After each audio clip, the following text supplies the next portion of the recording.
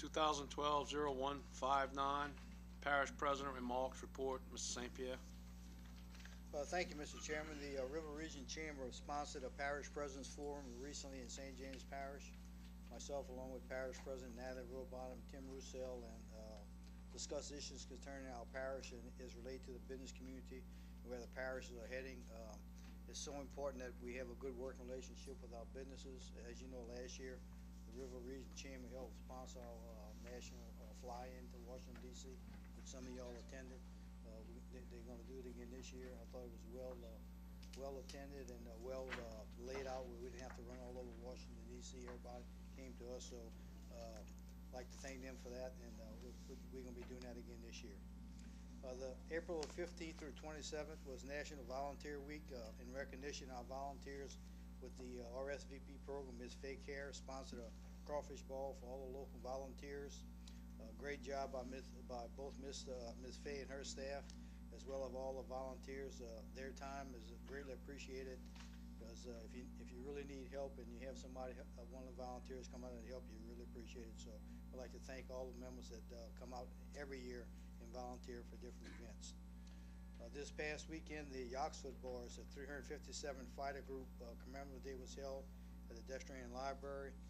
At the Governor Bobby Jindal sent us a proclamation. I'd like to read it. Whereas the 356th Fighter Group was an air combat unit in the United States Army Air Force during World War II, also known as the Yoxford Boys. And whereas the 357th Fighter Group was made up of 362nd, 363rd, and 364th Fighter Squadron as part of the U.S. 8th Air Force. And whereas the 357th Fighter Group flew P-51 Mustang aircrafts, providing protection for American bombers during World War II, and is credited with the highest number of aerial victories during any single mission of any fighter group ever. And whereas the 357th Fighter Group received the Distinguished Unit Citation twice for outstanding valiant performance in action against enemy and produced more aces than any other fighter group in the Army Air Corps. Whereas through their bravery, service, and dedication to the United States Armed Forces, the men of the 357th Fighter Group represented the very best of our country. And whereas the Yoxford Boys 357th Fighter Group will be honored at an event in Destrian, Louisiana on April 21st, 2012 to celebrate the history of this elite group. Now therefore, I, Bobby Jindal, Governor of the State of Louisiana, do hereby proclaim April 21st, 2012 as Yoxford Boys 357 Fighter Group Commemorative Day in the state of Louisiana. It was very well attended, and as a matter of fact, the leader of this group was Fletcher Adams, a guy was from Louisiana, who was shot down, plane was shot down and was killed by some civilians in the area. These guys were all, there was 400 guys in that group, in the 357, 400 people.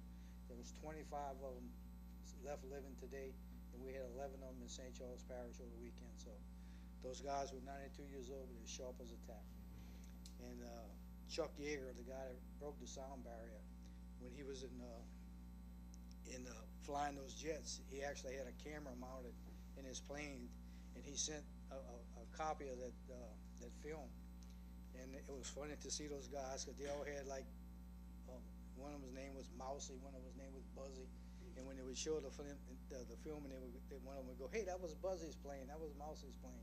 So they really appreciated it. We took them to the World War II Museum. They really enjoyed that. But I think the thing they enjoyed the most, they had a crawfish, crab, and shrimp ball back at Bayou Gauche, and they took them out on a swamp tour. And those guys came back, they were just amazed. The pilot of the little airboat actually caught a little 3-foot alligator and he threw him in a boat, and they went crazy. I've never seen 91-year-old people move that fast, but they had a great time. A very special thanks to Joey Maddox, the guy that put all this together, and also to most of the vendors. They didn't spend one dime of his own money. All the vendors along Highway 90 sponsored the event, paid for the food, transportation. But those guys came here on their own dollar, so we're hoping to make this a yearly event. There ain't gonna be too many of them living next year, I can tell you. But anyhow, it was a great time had by all. This past weekend, The Relay for Life event took place at the West Bank Bridgeport Park. Over 33 teams participated in the fight against cancer. This year's king was Miss Larry LeVay, and the queen was Miss Joanne Walker. Relay princesses were Carolyn Tucker, and the prince was Adrian Garcia. Congratulations to our team here at the courthouse. The courthouse, they call themselves the Courthouse Divas, and they're a bunch of divas, believe me. We raised over $3,100 for the American Cancer Society. The team also took third place for the best decorated campsite. Team member Renee Simpson placed second in the cupcake award contest. Member Anidra Coleman placed second in the line dancing contest and third in the karaoke. She was Tina Turner, and I saw a video today, and I don't know if I'm gonna keep on. Everybody had fun fighting for cancer. Good job, guys. Last Friday, myself and several members of the council attended Mr. Terrell Wilson's town hall meeting in Kelowna. Terrell, I got to tell you, was well presented. You did a great job for the little while you've been on there. Good job. Last week, Public Works began filling and placing about 100 2,000-pound sandbags in low spots along the Brim levee surrounding Willow Ridge subdivision. Due to the high tidal conditions, we've been getting a lot of calls about how high the water's been back there. So the goal is to slow down the tidal flow to allow Cousins Pumping Station to catch up. And and it would be because all we're doing is circulating water. Those pumps are running continually. So this weekend, I know we had a lot of water, especially in the Llewellyn Davis area. We had some rain gauge recorded roughly 4 inches of rain in 90 minutes. So we just can't handle that volume of water. Public Works was out. They did a good job. All the pumps were running. In fact, they were running. Some people went out there and said the pumps wasn't running, but when those pumps are not running, that's because they don't have enough water to actually be pumping. They can't pump a dry well. That water's just not getting back there fast enough. And as Bill said, everybody in state government, not only elected officials and employees and board supervisors and commissioners, are required by law to have ethics training. All of our employees did the training April the 3rd and April the 4th, so we know what to do and what not to do. And we ask the vendors, please, check the law also. Don't put our people at risk and try to make them take something, but try to follow the law.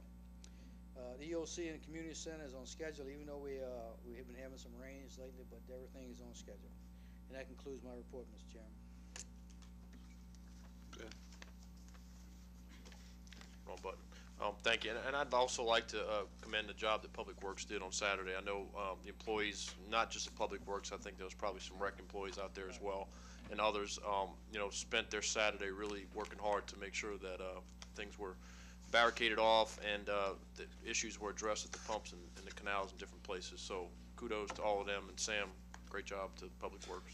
Thank you.